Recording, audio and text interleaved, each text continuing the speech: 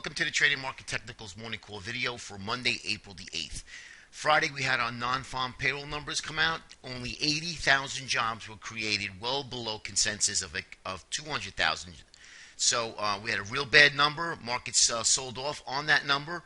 Dow down 39, gold up 29 in that fear trade. Nasdaq down 19, S&P down 6, and the dollar down 23 cents. Terrible number. However, we at one point the Dow was down 130 points or so, and buyers and dips continue to step in here, really believing in this uptrend is going to continue and really continue much higher. I see a lot of pundits out there talking about 16.25 right now is the next target in the S&P, and possibly, but I really don't see that happening until we get some sort of a corrective pullback. We do have a lot of red flags, I've been saying for the last couple of months. We also have markets right now starting to roll over. World markets are starting to roll over, as well as now the S&P showing a little bit of weakness here. And that's what we're going to be paying attention to. Today we have no econ data. We do start earnings this week, which I'm really excited about. Puts in a lot of volatility and a lot of other stuff to look at besides just the general market and different stocks that are kind of just bouncing around with the market. So it gives us a purpose, and that purpose is really to start trading earnings and really take a look at the earnings calendar this week, guys. It is light, but it does start today with Alcoa after the close, so I'm excited about that. Let's look at the performance board here. We have basically a sea of red, as you can see. All of the commodities got really smacked, and I think partly due to the stronger stronger yen as well. So you got to really put that in perspective. If you look at the yen and you look at gold, it really plays a decent picture. Now, as you know, the Bank of Japan has intervened with their currency, so they were pretty much a lot of talk, and now they're actually starting to buy bonds last night, and that pushed the yen up as well. Pushed the yen lower, pushed the dollar yen up higher. So we could probably touch 100 in the dollar yen before starting to roll over again. And I think that it's right now it's based on fear. Traders that are buying it are just going parabolic right now. So at one point in time, it will come tumbling down, and it will crash as well as any other currency does. But for now, we have a weaker yen, a stronger dollar yen. So that's something that that really is probably affecting the commodities and the gold trade out here. So take a look. Let's take a look at our transports. Big player down 3.4%, which is definitely our leader. Okay. Also, the semiconductors I've been mentioning for the last couple of weeks down 4%. Not good when you want to see internals of the market. Home bill is down 3.8%. So overall for the week, not too bad. But Russell down 2.97%. You don't want to see that. One of our leaders as well. So if you're a bull, you want to be cautious. And I've been saying buy some protection. Protection is cheap. Well, it is cheap now, but it's premiums are starting to rise as fear starts to rise. So really use a little caution here. I would be definitely, if you're looking to hold positions, just in case that we do get a market tumble, you're at least protected, and you're protected with your portfolio. All right, let's take a look at some of the indicators. Bullish percent, I mentioned, I showed this to you already before. As you can see, we had divergence in our bullish percent index. We rolled over where stocks and the S&P has not, and now market rolled over along with the bullish percent index. So this went on a sell signal. I believe it was about a week ago, about a week and a half ago, and now we're finally rolling over here. So that's actually a pretty decent indicator. That's why I want to show that to you on a consistent basis, as well as our NASI. And our Nasdaq Summation Index went back on a sell signal last week, and I mentioned that to you last Monday. I said we went on a sell signal, use caution. Now we did get a little bit of chop here, right? We went back on a buy signal here for 2 weeks, and then now we rolled over again. So Nasdaq Summation Index and the New York Stock Exchange Summation Index is as well on a sell signal. Okay, take a look at copper. Daily chart of copper, nothing good here for the bulls at all. Copper and S&P have diverged, and now copper is probably going to help take down the S&P as well. Again, everything needs to be in sync with each other. Looks like things are starting to take shape, that maybe we have a tradable top here. Again, guys, we are down for the week. We have an outside week reversal.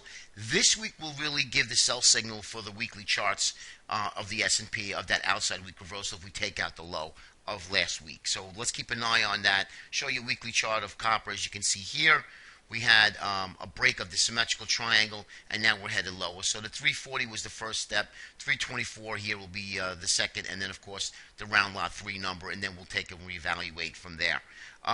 Take a look at the VIX, and VIX got a big red candle, and the reason why it got a big black candle is because we were down so much at one point, 130, I said, on the Dow, give or take, and then the buyers stepped in and pushed the market higher the rest of the day. Still a close red, but way off its low. So the VIX put in a black candle, signaling some sort of reversal. But we'll see what happens next couple of days and see if the markets can actually resume its downtrend. Now, we're up about 3.5 in the pre-market, really not telling us much of anything.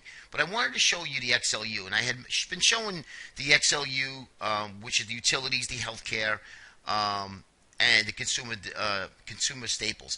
All three of those sectors have continued to make new highs, and that money is rotating out of the Russell, the speculative tech, and into these safe haven sectors, and they're continuing to move into these. If you see, look at the run this has since November. Now, November really sparked the rally in the higher risk correlated assets as well as the utilities. So it's just amazing how money is flowing into these safe haven. Usually you wouldn't see that. But anyway, utilities making new highs here as well as the other two sectors. Let me just show you real quick the U.S. dollar, and we'll go right into the charts. U.S. dollar is starting to pull into a bull flag. Really expected after this big run from February. So even if it came down to 82-ish, 81.50, where that 50-day moving average would still be bullish. So we want to keep an eye on what the dollar does here. Okay, now let's go into our charts. Here's the monthly chart of the SPY. We are at, right now, all-time highs, as you can see, and we're starting to come back in again. So the monthly of April, as of right now, it's still early, but I just wanted to show you where we are here, and this would be a logical spot for the markets to pull back. So even if you're a bull and you want the market to move higher, it's healthy for the market to pause, pull back, unwind that overbought reading, and then move higher again. Here's the weekly chart of the spiders, like I mentioned to you, outside week reversal. Let's see what happens if we take out the numbers. Going to be 153.63. Let's call it 153.60. To the downside, that's the number I'm watching this week. 153.60 is going to be the number. Okay, and here is the daily. As you can see here, I put another a horizontal trend line, which coincides nicely with the 50-day moving average. So 153.60 would get us excited, but really breaking the 153, call it, would get us down below the 50-day moving average. Would, I would say, open up the door for more selling in the S&P. And that's going to be the spiders. Here's the 60-minute chart I have here.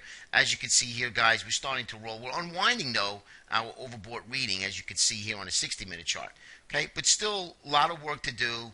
I do think that the markets are ready to pull back a little bit. Maybe another pop higher and then a back test, fail into this 155.50, 156 area, and then really start to take out Friday's low. That 153.65 you can see here, and I've had this for many weeks. Held it right to the penny, and S3 coincide nicely with that. So that's going to be the key number for this week to take out the low, to really get going to the downside. And here's the 30-minute chart of the spiders. Back into this range again, as you can see here. And look what happened.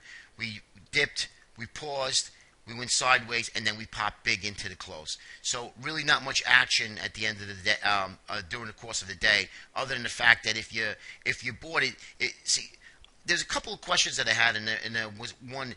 If the market opened deeper below in this area here, I would immediately buy the market, just to buy the market, because it's oversold, way oversold on the opening. But the market really wasn't as oversold as I would like it to be for the risk factor to put on a long trade. Whereas I'd rather be looking for relative weakness in any stocks. But nonetheless, we did get a bounce. We had sideways consolidation in through lunch, and then we consolidated, drifted a little higher, and then, of course, short covering into the close. So really, really quiet. We're still in this channel. I like to get us out of this sideways consolidation that we've been in for the last month or so and really start to break down from there. All right, and here's the S&P cash. I just want to show you some target numbers if you're following the cash. 1530 here is really going to be the big number. We did break out of that, as you can see, but then look at the look at the bottoming tail. So maybe we get a little bit of push higher, back up again into the 1555, 1560ish area. If buyers continue to come in from Friday, we'll just again take it one step at a time. Here's the transports, broke this long-term uptrend line. Now kind of back testing it. Maybe we get back into the 108.30 and then start to really roll over. Next target really is going to be here.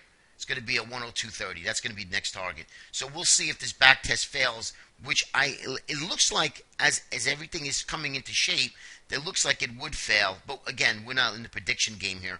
But let's keep an eye on the transports as well. This is our leader, remember, one of the leaders. Russell, another leader, good gauge of risk. And as you can see here, we broke this long-term uptrend line as well. We are now at the 50-day moving average. We're way below it. Let's see if Russell could gain a little bit of momentum, come back in here, and then fail. And that's where I'd like to really start looking to short the market. And this is the XLF financials. Still holding this big bearish rising wedge. Only bearish when it breaks and closes below the lower trend line. Still in it, and we're on the 50-day moving average. So this week could be a good breaking point for the market, guys. And here's the diamonds, as you can see here. Two trend lines I drew.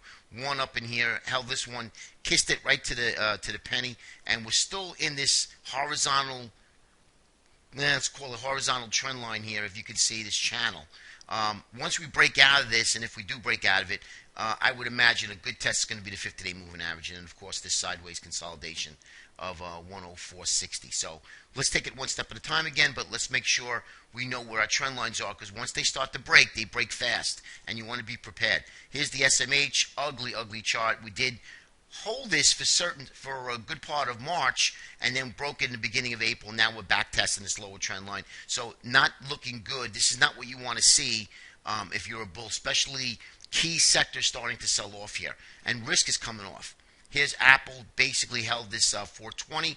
Apple's going to need to hold the 420, otherwise we're going to see 400, and then we would basically reevaluate it. Again, as I've been saying, Apple right now just a day trading stock. And of course, lastly is the Qs. Here's a weekly shot of the Qs, guys.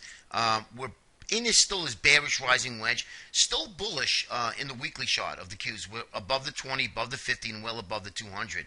So this area here is really going to be the spot. $66 is going to be the spot. If we break lower and close lower, I think tech is going to be in trouble, and that's the Qs. And of course, take a look at it daily.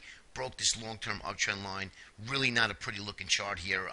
Couldn't really break out of this construct. Now I think tech's going to be a big play at one point, but I think the market really needs to sell off, and we need to pop some of these, take some of the air out of these sectors that have been really flying high, and then look to reevaluate and buy those sectors back in the next few months. But right now, 200 days is going to be really the target in the Qs. All right, guys. Don't forget, today's Alcoa starts earnings season. I'm really excited about that. No econ data out today, and the data is kind of light this week, so it's going to probably be trading on mostly technicals. So we'll keep an eye on that. Remember, the trend is your friend, no question about it. Especially if you're day trading, stick to the trend. You have 6.5 hours to make money. So instead of counter trend trading, I'd be looking for either buy setups in uptrends or sell setups, and I'd be looking to sell rallies in downtrends.